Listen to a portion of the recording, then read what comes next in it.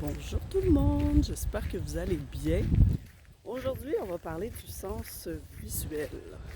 Je partage donc à cet effet la vue que j'ai dans ce magnifique parc. Hein? Vive l'automne, les magnifiques couleurs que ça crée.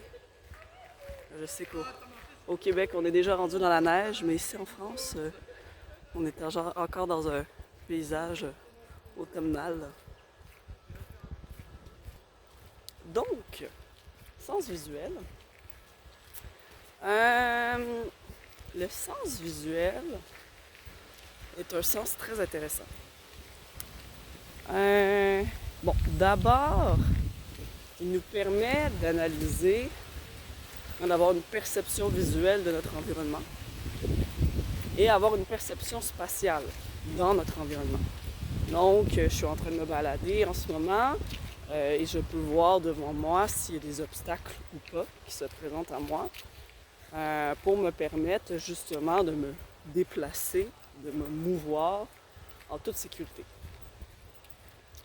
Pratique pour toutes les activités dans notre quotidien, marcher, courir, tous les sports, conduire et pour tout ce qui est apprentissage, l'apprentissage de l'écriture, la lecture, etc. etc. Au niveau du sens visuel, ce qui est intéressant aussi, c'est que c'est quand on repart à la base. Les tout petits bébés arrivent dans notre monde. Premièrement, ils voient à une distance de 30 cm, qui est la distance entre le mamelon de la mère et ses yeux. La distance entre la distance qui est reliée à l'allaitement. Donc pour que le bébé puisse bien voir les traits du visage de la maman. Donc c'est bien fait. Pour pas qu'il voit la maman de manière floue quand il se fait allaiter. Et d'emblée, il voit la couleur rouge. Et au fur et à mesure, toutes les autres couleurs, la distance au niveau de vue, l'acuité visuelle se développe, etc. Mais ce qui est intéressant au niveau du sens visuel, c'est que tout est en train pour un enfant, un bébé, de se catégoriser dans sa tête. Donc, lui, tout petit bébé, va commencer à avoir des objets de différentes tailles, de différentes formes, de différentes textures.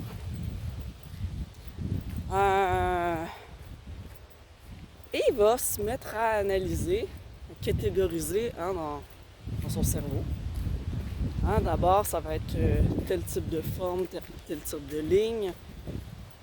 Et à un moment, il va y avoir de l'association qui va être faite. Au fur et à mesure de revoir le même type d'objet, il va y associer quelque chose. Donc, éventuellement, il va y avoir un sens qui va être relié.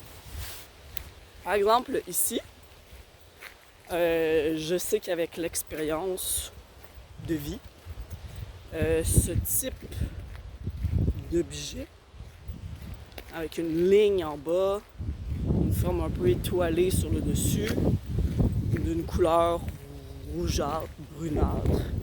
Mais au fur et à mesure de mon expérience de vie, j'ai bien compris que c'est une feuille, dans le contexte en plus de l'environnement, parce que je suis pas dans une bibliothèque.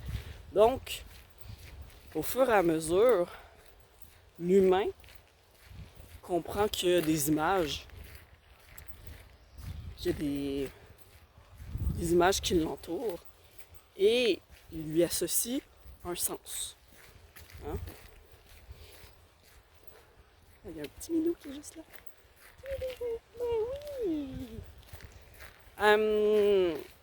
Et donc, ça c'est très intéressant parce que comment qu'on va venir concevoir la vie, c'est à l'aide de ces images-là. Par exemple, nos rêves sont issus d'une multitude d'images.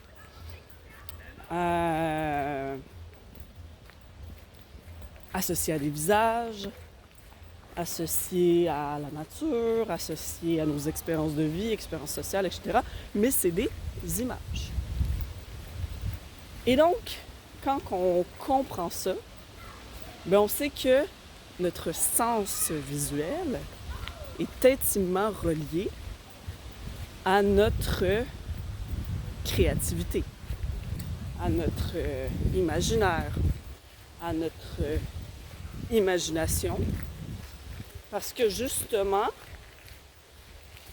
c'est tout ça qui va constituer notre connaissance par rapport aux choses de la vie qui nous entourent, par rapport à l'analyse de certaines situations aussi, parce que, par exemple, un enfant qui, à chaque fois qu'il voit que son parent fait ça comme ça, quand il est tout petit, et qu'il a une voix grave, bon, il y a d'autres sens qui sont reliés à ça aussi, mais il veut y relier non seulement une association visuelle, mais une association émotionnelle aussi. Donc, il va savoir au fur et à mesure que quand on fait ce visage-là, c'est associé à de la colère. Ce qui est plus difficile à comprendre, par exemple, chez les enfants qui présentent un trouble du spectre de l'autisme. Donc, ça va être plus un apprentissage acquis. Donc, on va devoir leur enseigner ça. Et aussi, ce qui est intéressant par rapport au sens visuel, c'est la notion que quand on regarde dans les yeux de quelqu'un, on dit souvent que c'est le miroir de l'âme. Et au-delà d'être le miroir de l'âme, c'est le miroir aussi de l'intégrité de notre système nerveux. Dans le sens où on va voir, par exemple, chez des personnes avec une paralysie cérébrale, une déficience intellectuelle assez sévère, qui va avoir une certaine fixation visuelle, où il va avoir aussi une possibilité de nystagmus, par exemple, donc un œil qui vrille, qui fait des mouvements rapides. On va voir aussi chez les personnes avec un trouble du spectre de l'autisme, aussi de la rigidité, de la fixation visuelle. On va voir chez les personnes qui présentent un trouble déficitaire de l'attention avec ou sans hyperactivité que l'anticipation au niveau des mouvements visuels, les yeux bougent très très très vite. On va voir aussi dans le regard aussi les émotions. La tristesse. Quelqu'un qui est triste, on va le voir dans ses yeux. Quelqu'un qui est joyeux, on va le voir dans ses yeux. Donc, le sens visuel, pour moi, ça inclut tout ça. Les images, la conception de notre monde, alimenter notre imaginaire, notre créativité, nos rêves. Et tout ce qui est en lien aussi avec les émotions. Quand on voit un paysage, une toile, une personne qui nous touche beaucoup, on est ému. Ça vient nous prendre au cœur, comme quand je vois des enfants. Moi, j'ai le grand sourire et je suis émue parce que, mon Dieu, que j'aime les enfants. Quand je vois un chat, par exemple, j'adore les chats. Même chose. Quand je vois un paysage à couper le souffle, même chose. Donc, le sens visuel est intimement relié avec nos émotions. Et donc, très intéressant de se poser la question de l'impact de tout ça sur les personnes qui présentent une cécité partielle ou complète, et du travail justement des ergothérapeutes et des professionnels de la santé pour soutenir le développement de ces enfants-là, de ces jeunes adolescents, adultes-là, qui présentent justement une atteinte au niveau du sens visuel. Autrement, ce qui est intéressant aussi, c'est tout ce qui est en lien avec l'hypersensibilité visuelle ou l'hyposensibilité visuelle. Par exemple, un enfant qui présente une hypersensibilité visuelle à la vue du soleil, ça l'agresse. Il doit toujours porter des lunettes fumées, des lunettes de soleil.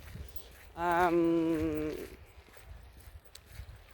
va voir aussi que, par exemple, d'être exposé dans une pièce qui présente des banderoles, des posters, des affiches, des petites lumières qui clignotent. Ça va être too much pour eux. Ça va être beaucoup trop. Ça va être... j'ai le terme en anglais, overwhelming. Ça va vraiment venir créer de la surcharge chez eux, ça va être désagréable. Et, veux pas, ça va venir influencer leur comportement. Donc là, encore une fois, on voit l'importance et la pertinence d'aborder le domaine sensoriel. C'est que justement, ces enfants-là, s'ils sont agressés par le soleil ou par tout ce qui est présent dans leur local en classe ou à la garderie, bien évidemment, ça va être difficile pour eux de maintenir leur attention, leur concentration et de faire vraiment des apprentissages qui vont se maintenir à long terme. De prendre plaisir à faire des apprentissages si justement ils sont agressés par tous ces stimuli visuels-là qui sont trop présents, trop intenses. Et à l'inverse, l'enfant qui présente une hyposensibilité visuelle, bien lui, en fait, au contraire, ça va l'amener à avoir des comportements un petit peu plus passifs. Les couleurs, le mouvement. Par exemple, une professeure qui a beau faire des mouvements à l'avant de la classe et tout, faire des présentations PowerPoint extraordinaires, mais si il y a une hyposensibilité visuelle, oui, ça se peut que son regard soit même pas attiré vers l'avant de la classe, vers ce que la prof est en train d'enseigner. Donc, d'où l'importance de bien connaître et de bien comprendre le profil sensoriel des enfants avec lesquels nous sommes, que ce soit en tant que parents, en tant qu'intervenant en enfance, en tant que professionnel de la santé. Parce que oui, ça va venir influencer ses comportements, oui, ça va venir influencer ses réactions émotionnelles et ça va venir influencer son éveil, son attention, sa capacité de concentration et d'apprentissage. Et donc, voilà. Donc, c'est cela, mes chers, pour aujourd'hui. Petite capsule sur le sens visuel. Et voilà. Je vous souhaite une excellente journée. À bientôt!